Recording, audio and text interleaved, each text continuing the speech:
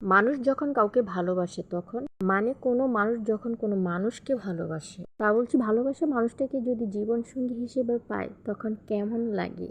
আমার খুব বড্ড জানতে ইচ্ছে করে। আমি জানি না কেমন লাগে। আমি জাস্ট আমার ফ্যামিলি পছন্দে বিয়ে করে ফেলেছিলাম।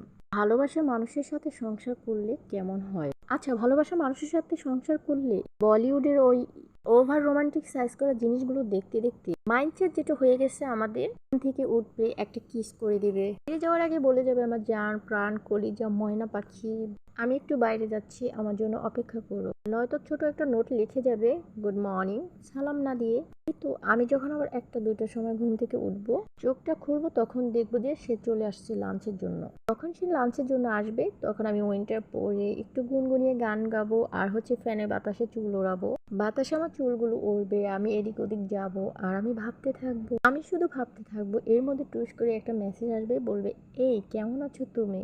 আমি বলবো এই তো সকালে দেখা হলো, আমি তো তোমার অপেক্ষায় আছি, তুমি বাসায় কখন আসবে।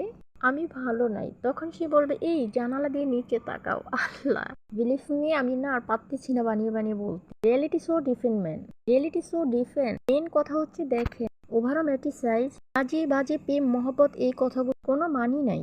মানে পছন্দের মানুষকে বিয়ে করেন বা অপছন্দের মানুষকে বিয়ে করেন, বিয়েটা হচ্ছে একটা জরুরি জিনিস। ইসলামে ফরজ না সুন্নত এই ব্যাপারে আমার কোনো আইডিয়া নেই। মেয়েদের জন্য মনে হচ্ছে ফরজ, আমি জানি না। কিন্তু একটা মেয়ে জওয়ান হয়ে গেছে, আশেপাশে মানুষ ছেলে মেয়েরা জ্বালাতে পারে, জিনা হওয়ার চান্স থাকে, নিজস্ব ক্ষতি হওয়ার চান্স থাকে, এই জন্য সুবহান আল্লাহ তাআলা সহজ করে